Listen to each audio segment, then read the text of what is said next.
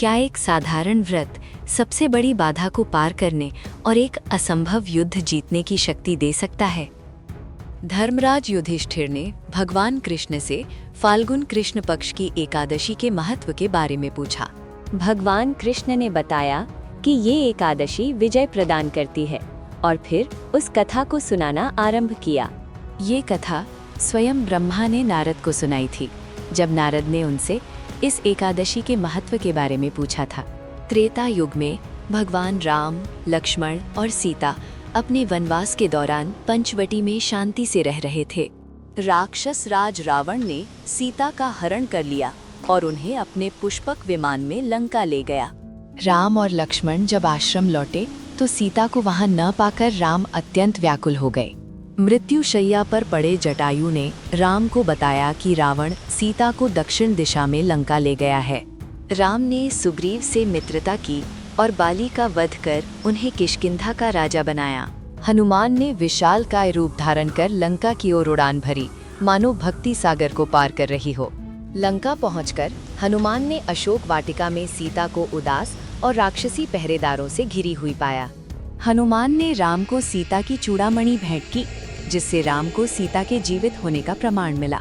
राम और लक्ष्मण ने विशाल वानर सेना के साथ लंका की ओर विशाल समुद्र के तट तक मार्च किया।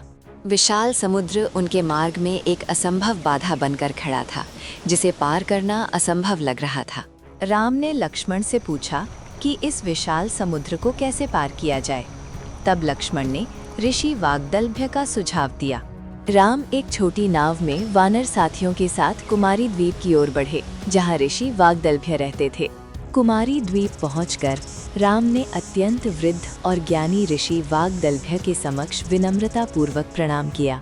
राम ने ऋषि को अपनी पीड़ा और सीता को बचाने के लिए समुद्र पार करने की अपनी प्रतिज्ञा बताई। ऋषि ने राम को विजया एकादशी व्रत का रहस्य बताया, जो हर कार्य में विजय सुनिश्चित करता है। ऋषि ने राम को विजया एकादशी व्रत की संपूर्ण विधि प्रत्येक पवित्र चरण के साथ विस्तार से समझाई। दशमी के दिन राम ने समुद्र तट पर स्वयं विजया एकादशी व्रत की पवित्र व्यवस्था तैयार की। एकादशी के दिन राम और पूरी वानर सेना ने एक साथ समुद्र तट पर विजया एकादशी की भव्य पूजा की। पूरी रात राम समुद्र तट पर एकाकी ध्यान में बैठे रहे और उनके व्रत की शक्ति बढ़ती गई।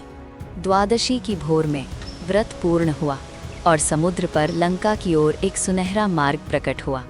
राम के नाम की शक्ति से वानर सेना ने समुद्र पर राम सेतु का निर्माण किया, पत्थर तैरते हुए।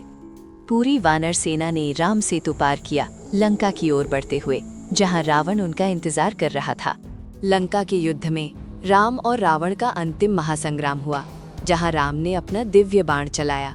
दिव्य बाण रावण के हृदय में लगा और विजया एकादशी की शक्ति से रावण का पतन हुआ। जो कोई भी भक्ति के साथ विजया एकादशी का व्रत करता है, उसे दोनों लोकों में विजय प्राप्त होती है।